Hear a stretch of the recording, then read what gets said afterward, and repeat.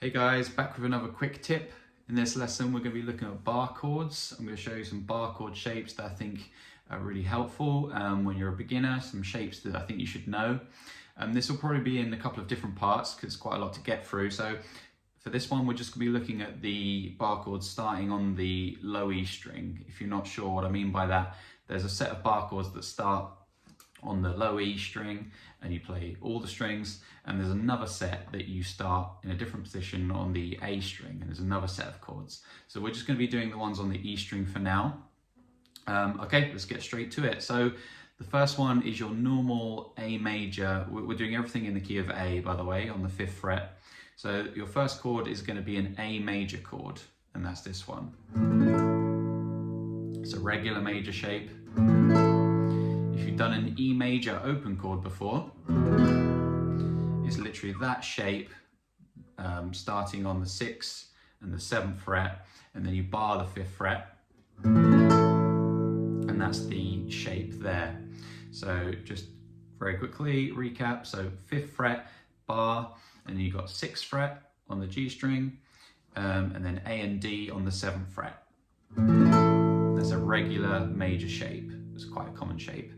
And just so you're aware of all these bar chords, whatever shape you learn, if you need to learn a different chord, like let's say this is A major,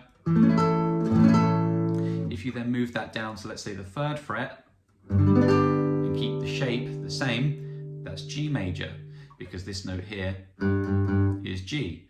So with these chords, once you've learned the shape, you keep it the same, you just move it around on different frets, and wherever you start the chord, that's the name of that chord. So if you know the names of the notes on the low E string, which if you're not sure, you should probably learn, you can move that around. So for example, 7th fret, that would be B major, because that note is B. So that's the cool thing about bar chords, is that you only have to learn one shape. It's not like open chords where you have to change your fingers every single chord. You just literally move it to a different fret. And that's the same for all these ones I'm going to show you.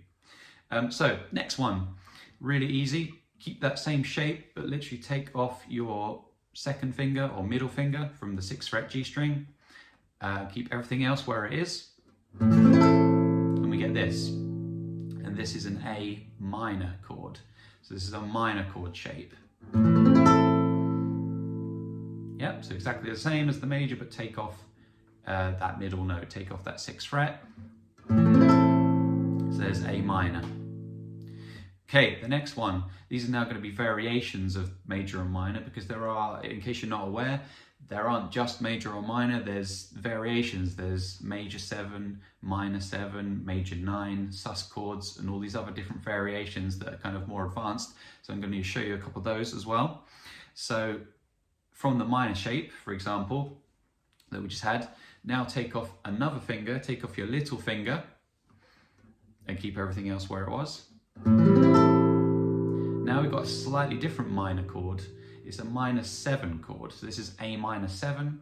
I'll show you the difference between regular minor.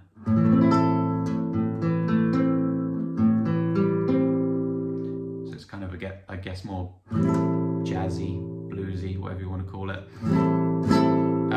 So that's a minor 7. So all you're doing really is just that 7th fret. A string and everything else is barred, and there's a minor 7 shape. Okay, next one is going to be a regular, well, it's called A7, but some people call it a dominant 7. That's the real name for it. But if you're looking at this chord online or in a book, it would be called A7. So not the same as A major 7 or A minor 7, just A7 or A dominant 7. That's slightly different. All it is, think about it as your regular A major shape, but now take off your little finger and you get this. So again, a slight difference there. Regular major. Again, a bit more bluesy. So yeah, all that was a regular A major shape, but take off your little finger and you get A7 or A dominant 7. Cool, and finally, the last one of the E major shapes. This is a slightly different one. It's kind of not major or minor. It's a sus chord. chord. You might have seen these before in a book or online. Sus or sus2, sus4. What I'm going to show you now is an A sus4. And that is like this. Let me just get in the right position there. So it's this. So what have I done? You might want to see it as, well, a few different ways. You can see there's a regular A7 that we did a minute ago, or an A major with an added note. But basically what it is the G string needs to be 7th fret as well. So A7, G string, 7th fret added. So really you don't need this middle finger note, you could just do this. Some people like to keep their finger there anyway so they can change between the two. That's up to you. But what it is the 7th fret G string, all the other strings you play, and that's normally resolved to a regular major shape, so you might want to do this. Probably heard that sound before, it's in quite a lot of songs. That kind of sound. So I'm just going on and off of that G string, 7th fret.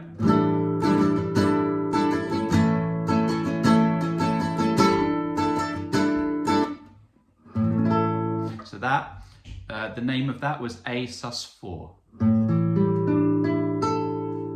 There is A sus2, but that's for another time. A sus4. Okay, have a go at those, and I'll see you in the next one.